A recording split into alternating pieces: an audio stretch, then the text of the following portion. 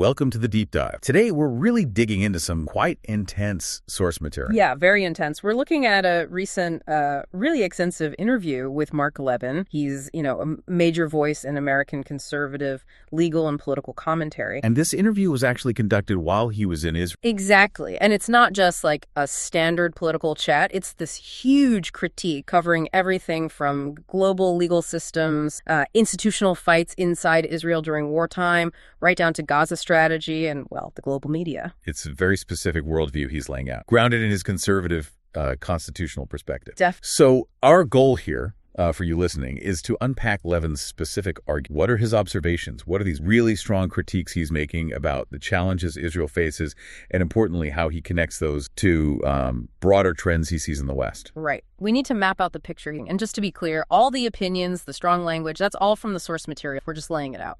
Absolutely. And the source material itself starts somewhere quite striking, doesn't it? It really does. It kicks off with a very personal, pretty shocking story that kind of sets the tone before diving into the bigger political analysis. It grounds it all in a sense of, well, real physical danger, hashtag shockwaves and personal safety. Yeah, the discussion immediately goes to personal safety. And he brings up the tragic murder of Charlie Kirk. He does, and he talks about it very personally. He stresses it wasn't just a political connection, but a real friendship, intellectual discussions, books. He mentions Kirk being thoughtful, cerebral, into history and law, someone he knew well, interviewed often. Right. He says he and his wife considered Kirk a friend. They talked a lot. So it clearly hit him hard, and he uses it to frame the current climate. And the details he gives about the attack itself are stark. He says Kirk was murdered and assassinated in front of 3,000 college students. Just horrific. And he says, point blank, this really shaken my country. So for Levin, you see this direct line from what he views as overheated political talk to actual deadly violence, a breakdown, really. Which naturally leads to the question of his own safety. Exactly. He acknowledges it. Being a public figure, taking strong stands, it comes with threats. He says, everybody keeps saying I should be worried, and admits he gets threat, takes them seriously. But then there's this core takeaway. He refuses to let fear run his life. Yeah, that's central. He kind of frames it as this dilemma. You have to be careful, he says, look around a little bit, especially now. But the alternative is what? Hiding. Right. He calls it living in a bubble. And that's not leadership in his view. He even draws a parallel to attacks in Israel, like the bus attacks. People were just slaughtered. So the bottom line for him is you can't let these threats, these attacks drive your life. Precise. That kind of resolve, that willingness to push on despite the danger, that's the foundation for his later about, what he sees as weak constructive dissent. It sets a tone of real determined #tag2, the critique of the global left. And okay, so with that foundation set, he pivots to the big picture, the macro level stuff, and he asks his fundamental question about the global left. Yeah, like what happened? A movement that, traditionally talks about humanity and enlightenment and nonviolence. He thinks something's gone very wrong. And his core claim, which is pretty explosive, is that the global left and even specific groups within the Israeli left are basically giving cover to anti-Semitism. That's the crux of it. He says it's not just political. He argues they're enabling the worst kinds of Jew haters and anti-Semitism around the world actually accelerate. And he gets specific, doesn't he? He points to Israeli leftists organizing big protests. He mentions Ehud Barak by name. Right, calls him a failed prime minister. And Levin's take is that these huge protests, thousands in the streets trying to, as he sees it, destabilize the government. Well, that sends a signal globally. A signal that validates the haters. That's exactly his logic. He argues anti-Semites look at this and think, well, if the Israelis hate themselves, they must have a good reason. So internal dissent, especially from elites, becomes fuel for global anti-Jewish movement. In his view, it's like a form of unintentional or maybe intentional global incitement. Wow. And it's not just ideology he talks about, is it? There's money involved. Oh, yeah. He makes direct claims about all the money pouring into this country from the United States, calls them billionaire dark figures, mentions groups around the world. He suggests this funding is aimed at undermining Israel's stability from within. Which brings us to this concept he calls the triple threat. What's that about? Okay, this is key to understanding his whole argument. He sees this movement, which he believes is eating away at institutions in Israel and the West, as this really bizarre... a mix of... He says it's anti-Semitism with Islamism, with three things converging. Okay, let's unpack that. How does he see those fitting together? Marxism, Islamism, anti-Semitism. Seems like an odd comp. Well, the way he lays it out is like this. Marxism, or maybe neo-Marxism, provides the intellectual tool, the constant critique of institutions, power structures wanting to dismantle Western. That justifies attacking the legal and political order. Okay, so that's the framework. Then Islamism, in his view, brings the direct physical and military threat against Israel's kinetic element. Got it. And finally, anti-Semitism acts as the sort of historical glue, the unifying target. It connects the structural critics, the Marxists, with the existential enemies, the Islamists, into one movement aimed squarely at taking down the Jewish state. So this triple threat isn't just talk, it leads to real institutional damage. That's exactly his point. He names specific targets in Israel he thinks are being devoured. Courts, the attorney general, the police. So it's not just disagreeing with a court ruling, it's the system itself being hollowed out. Right. If the courts and the AG are compromised, then the whole legal foundation is shaky, potentially illegitimate. And he sees this happening not just in Israel, but mirrored across most of the West. Yes, absolutely. He presents it as a global phenomenon, a unified assault on Western rule of law, conservative governments, and stable democracy. And that's the really high-stakes backdrop for his detailed takedown of the Netanyahu trial. Hashtag the deep dive into the Netanyahu trial. Right, the trial. This seems absolutely central, especially because Levin was actually there. He attended. He did, and he brings his whole legal background into it. He's not just critiquing it politically, framing it as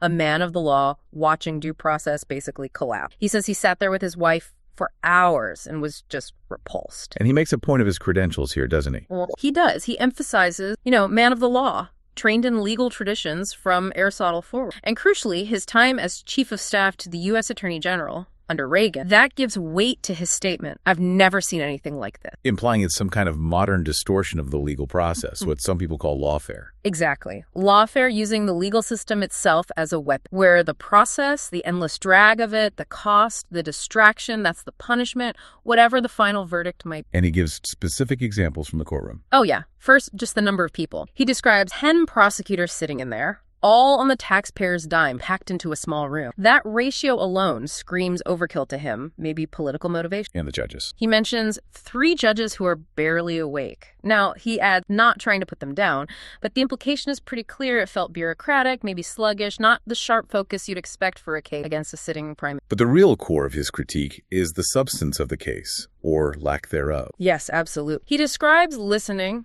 with an interpreter as the process spent like an hour grilling Netanyahu about a meeting that Levin asserts didn't happen. Endless repetition. Are you sure it didn't happen? It didn't? Are you sure? Why is that specific detail so important to his argument, that focus on a non-meeting? Because it goes to a basic legal principle, materiality. Is this relevant? Is it important? He basically dismisses the issues being debated as unconsequential. He calls the whole case unserious, utterly preposterous. So if the core claims are trivial or false, then the trial isn't about justice. In his view, no. It's about harassment. It's about the power dynamic. He says they like the power of having the prime minister sitting there in an uncomfortable chair where they keep pounding. That's the essence of the lawfare argument. And this takes on incredible weight given the context, the war. He talks about the trial being interrupted. Yeah, this is a dramatic scene he paints. The prime minister having to repeatedly halt the proceedings because aides are rushing in with security envelopes about the war in Gaza. So the courtroom basically becomes a command. That's how he describes it. Netanyahu reading war documents, writing notes, sending instructions back to the front, all while supposedly being cross-examined. Levin frames this as, frankly, dangerous. The legal system interfering with national survival. Which leads him to compare Israel's situation to the U.S. approach with sitting president. Right. He points out the U.S. principle from the Justice Department that you generally don't prosecute a sitting president. And the reason, which he clearly agrees with, is that the country's leadership, its stability, has to be the top priority, especially when vulnerable. And he thinks Israel is violating that principle. Completely. He argues they're being self-destructive by letting this trial go on. He says things like, you are dragging him down, embarrassing your system, destroying support for this country. And that internal process has global consequences in his view. Immediately. He says, this feeds the anti-Semites and the Jew haters all around the world. The spectacle of prosecuting the wartime leader gives ammunition to Israel's critics globally. It becomes a national security problem itself. So his final legal take is pretty blunt. Utterly blunt. He says in the U.S., judges would have tossed the case for lack of evidence, called it political, unserious. He basically argues that whatever the left-wing legal bar or the courts might think, Netanyahu was elected, he has a mandate, and he needs to be allowed, especially now. Okay, so shifting from the courtroom drama to the actual battlefield, geopolitics, Gaza, and how Washington sees it. And we should stress again, Levin makes it clear he's not speaking for Trump. Right. That disclaimer is important, and he gives. But he does share his sense of where Trump stands and contrasts it really sharply with the Biden. How so? Well, he strongly feels Trump despises Hamas, is really angered by the hostages held. He calls Trump a very compassionate man who gets the terrorist threat. And the contrast is with Biden's approach. Yeah. Levin claims the Biden team kept pulling Israel back, telling him, don't do this, don't do that. And crucially, he alleges they withheld or conditioned arms supplies. Whereas Trump's perceived view, according to Levin, is much more hands-off, supportive of decisive actions. Levin frames Trump's message as basically, tell me what you need, take them out. The idea is Trump would want it finished quickly, decisively, not get bogged down in micromanaging the IDF. Okay, so this strategic difference leads straight into that huge question for Israel.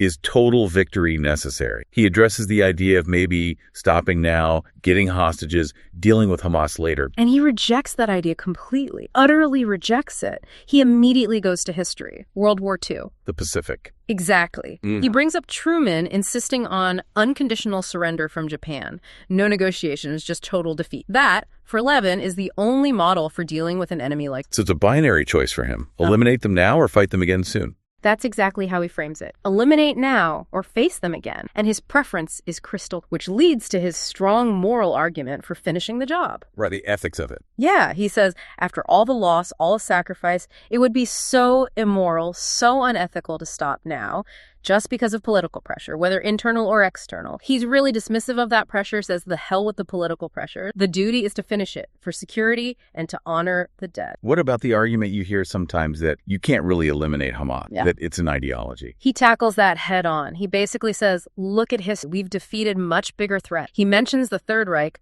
Pretty powerful, he says, yet they don't exist anymore. So the idea that elimination is impossible is just an excuse. That's his take. He sees it as an excuse for weakness, maybe moral or political. History shows, he argues, that if you're committed to unconditional surrender, even deeply rooted ideological enemies mantled and #tag the diplomatic and media battle. Which brings us back to those external pressures, diplomacy, the media. He sees the UN and media outlets as actively working against Israel's goals. Let's start with the UN potentially recognizing a Palestinian state. His reaction is strong. Strong is putting it mildly. His language about the UN is incredibly harsh. He calls it a rat's nest of genocidal maniacs, flat out. Wow. And he argues this whole push for Palestinian statehood is fundamentally a push to eliminate Israel. He doesn't see it as a peace effort at all, but as an existential threat dressed up as diplomacy. And this leads him to that really provocative term for the two-state solution. Yeah, we have to highlight this because it's his specific, deliberate choice of word. He calls the two-state solution the final solution and also suicide for Israel. Using the final solution is obviously incredibly loaded language. Extremely. He's intentionally drawing a parallel to the Holocaust, framing the diplomatic path as potentially leading to national annihilation, because in his analysis, it means putting hostile groups right on Israel's borders, making the country indefensible. And he uses Gaza as his prime example. As Exhibit A, he says, look at Gaza. Israel pulled out, and it became a terror state run by an enemy sworn to Israel's destruction. Who, he asks, would want a new Palestine? He mentions Mahmoud Abbas, claims Abbas-funded terrorists, didn't condemn October 7th proper. So a new state just means another Gaza, right next to Tel Aviv and Jerusalem. So, given he sees the UN as basically hostile, what should Israel do if the UN recognizes a Palestine? His advice is pure pragmatism, bordering on dismissal. He says Israel should react like the U.S. often does to political UN res. Basically, who cares? Just ignore it. Pretty much. He thinks the UN will vote based on its internal politics anyway, and Israel needs to make its own sovereign decisions about security and borders, regardless of what this body, which is illegitimate and hostile, says. Okay, so that deep distrust extends to the media too, right? The information. He critiques the Israeli media first. Yeah, he believes there's this dominant left-wing monopoly mindset in Israel's traditional media. He actually praises Channel 14, where he did the interview, calling it a godsend because it offers a necessary. He says the legacy media narrative is just left, often boiling down to Netanyahu bad no matter what. But his sharpest critique seems reserved for how Israeli media impacts the global stage, what he calls global incitement. Yes, and he specifically names Haaretz. He questions their motives directly, asking essentially, do you even love your country? Because he argues the negative stories they publish get amplified globally, creating a destructive feedback. That's precisely his internal criticism, domestic dissent, gets picked up, twisted, and used as ammunition by Israel's enemy-wide. He lists the outlets Al Jazeera, the New York Times, CNN, So he sees certain Israeli outlets as feeding this. Directly feeding it. He calls it a leftist rap, this network of domestic critics and international outlets working together, consciously or unconsciously, to damage Israel's reputation and security. And he claims the originators don't care about the... Which brings him to his final, tying it all together. The serious versus the unserious. Right. He defines the serious work as what Netanyahu was doing, trying to destroy Hezbollah and Hamas, confronting Iran, dealing with the Houthis, things he says nobody thought possible a couple of years ago, except maybe Netanyahu himself. And the unserious. The unserious, in his view, are the internal critics, the radical left, the aligned media and legal figures who are trying to bring down the people who are serious. He sees it as a deliberate effort to undermine the country's leadership and bring down the nature of your system precisely when strong leadership is most needed. It connects the institutional decay, the legal attacks, and the media criticism into one big picture of destabilization during an existential fight. It's an incredibly detailed and, unified perspective. Yeah. A very critical worldview covering law, war, institutions. #outro. Absolutely. So just to quickly recap Levin's main points for you. First, this idea that leaders must resist fear and lead despite threats. Second, the institutions being eroded by what he calls that triple threat: antisemitism, Islamism, Marxism, which he thinks gets cover from the left and money from outside. Right. Then third, that deep legal critique of the Netanyahu trial, calling it political lawfare, dangerous during wartime. And finally, the hardline stance on Gaza, demanding unconditional surrender for Hamas and fighting what he sees as a hostile media, both global and sometimes domestic. It's definitely a consistent framework, very critical, framing Israel's situation as sort of a test case for broader challenges facing the West. It's crucial, really, for you listening to grasp civics of this major U.S. conservative view. And it leaves us with a really challenging question to think about, doesn't it? If you take the source material's point seriously, that prosecuting a leader during a major war is a security risk, well, where's the line? When does a legitimate legal challenge to a leader cross over and actually become, as Levin asserts, harmful to national security and global standing? That tension between rule of law and national survival. Exactly. It's a tough balance, and this source really puts that dilemma front and center. A really provocative thought to wrap up. Thanks for joining us for the deep dive.